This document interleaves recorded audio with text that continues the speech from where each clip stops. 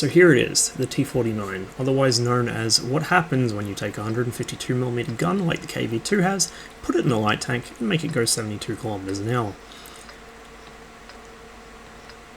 This is the same gun that the Sheridan used, a gun launcher. It fires the Shillelagh anti-tank missile, or at least in real life it did. It doesn't in World of Tanks for obvious reasons. However, it does still have very, very destructive 152mm rounds. If we look at them, the standard round is HE. It's pretty shit because it's HE. The heat round, which is a credit round, this isn't the gold round, 700 alpha, 152 pen, it's okay, I'll deal with mediums and the sides of heavies.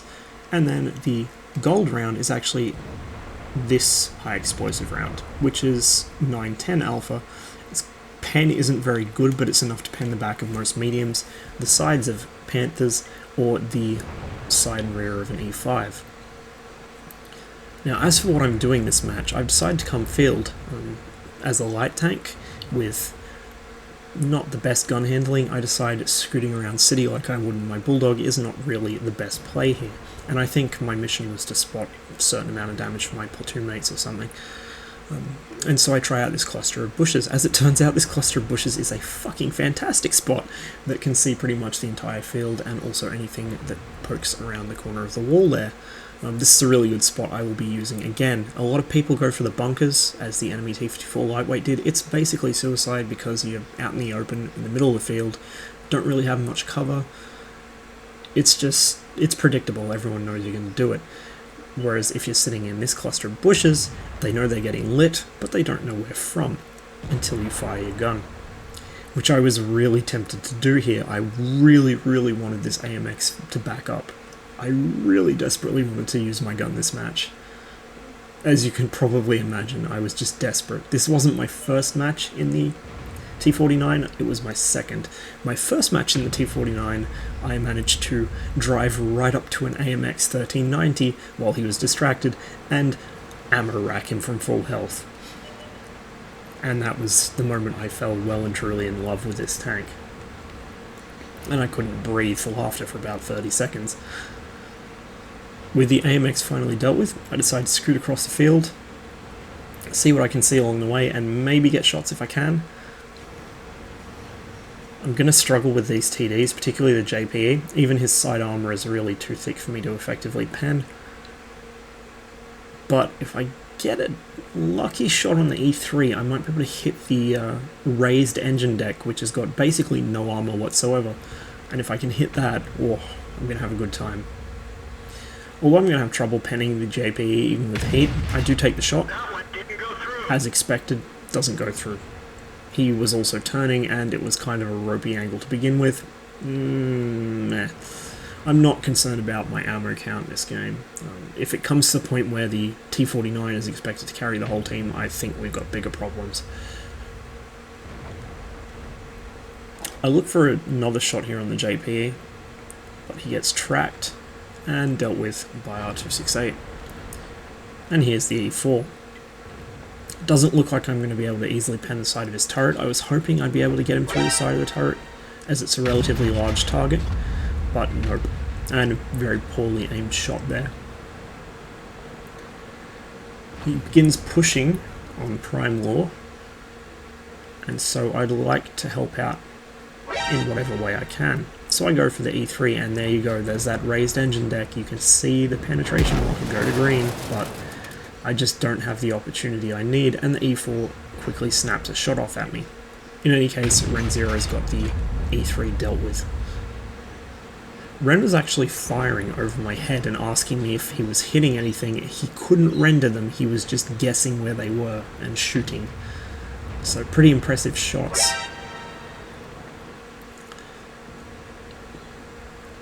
Again, in the same vein as before, I decide I'm not worried about my ammo count and I can happily play the RNG slot machine. Doesn't pay off that time, but I'm now in a position to get a really nice shot into the back of this VZ-120, who appears completely oblivious. He's taking shots at I don't know what. I think he was shooting at me after I got unspotted. Looks like he was leading the direction I was originally going. Well, he can lead himself back to his garage right now. because that's what happens when you show your back to a T49. Having tasted blood, I want more. So I go straight away to looking for the enemy arty. They're not here. I'm hoping they're not behind the next bunker, because that's a real bitch to try and get them out of. And they can pull themselves back around the corner and basically force you to drive in front of their guns. So I try and proxy them from the other side, the safe side first. No proxy? Not there. It's good news for me. It means they're probably down in the spawn basin or on the hill. In either case, it's much, much easier for me to approach safely and get under their guns. Here's our first victim. Boom. Didn't have time to react. This gun is fantastic. Now, you do kind of run the risk of bouncing when you shoot heated arty, and this actually got me killed in one match. I 0 damage critted his track because the heat round got eaten by his track. HE is usually a safer bet for dealing with the arty, but more often than not I can't be bothered to load it, or I forget to load it, or something else. But as long as you time your shots to make sure you're not likely to hit the track, heat works well enough. And the superb speed and acceleration of this little guy means you can usually get out from under their shot anyway if yours fails to connect. IS-7 gets cleaned up before I can come in to deliver the coup de grace, which I really wanted to get, but I'm quite content with my 3 little kills there and quite a decent amount of spotting. And the T-49 is, just as I expected, a complete fucking riot. This thing is definitely going to be a favourite of mine. So, that's basically the T-49. It's really fast, it's pretty small, and it has a fantastically big gun, but it won't usually hit things. Generally, the tactic for dealing with stuff in the T-49 is either to take shots from as far away as possible, so you've got a much better chance of going undetected. However, in this case, the gun's accuracy is really working against you. On the plus side, because you're firing heat rounds, you don't need to worry about pen drop-off. Heat does not lose penetration with distance. It's a chemical round, not a kinetic round, so there's that. But the accuracy is the real killer.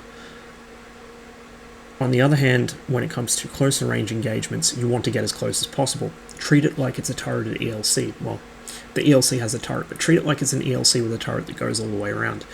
Just people, you get as close as possible, hold that shell until the last second, and then BAM! Straight into them at point blank range. You can't miss if your gun is touching them. Pubbies also get very afraid when there's something with a big gun right up in their face. So that's the general sort of tactics I've been employing so far. It's been pretty successful. Sometimes you do get killed when you're trying to close with someone. It happens. There's no point wasting a shot at long range and then not having one loaded for when you're right up in someone's face. You've got to be disciplined with it, and the reload time on this is atrocious. As far as equipment goes, I am of course running optics. It's a light tank. I'd be an idiot if I wasn't running optics. I've also got a V-stab on this. It's mandatory with gun handling this bad, and rather than the rammer, which would help in giving me a bit more chance defending myself or a bit more flexibility in engaging people, I've actually gone with the GLD. Reason for this, the gun handling feels worse to me than the slow reload. I can cope with a slow reload. I can use my mobility to put distance between myself and the enemy. I can use camouflage to make sure they don't actually see me and shoot back. I can't deal with the bad gun handling. Sometimes you just don't have the time to sit and wait for it to aim all the way in. So any improvement I can take that will lessen the amount of time it takes to shrink down that circle and get rid of that horrific aim bloom, that's a better advantage to me than the rammer.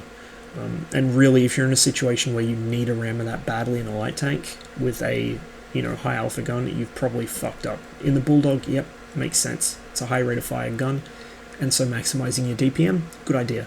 This thing isn't about DPM. This is about alpha. Two totally different things. And so DPM can basically get fucked. You really need to maximize your chances of putting the alpha to good use and making sure your shell flies true and you get the hell out of the way before the return fire comes. So people may disagree, but V-stab, GLD and optics are what I run on this. Now if you're running the 90mm, you probably would want to put a rammer on that, but I don't hate fun, so I don't run the 90mm, quite simply. I haven't really seen many people running it as a choice either, only just people who are grinding through the tank. I don't know why you would want to get the T49 if you weren't going to put this gun on it, honestly. If you want to roll the T49 with the 90mm, get an RU-251. Anyway, I hope you enjoyed the video. Thank you very much for watching. As ever, I'll see you on the next one.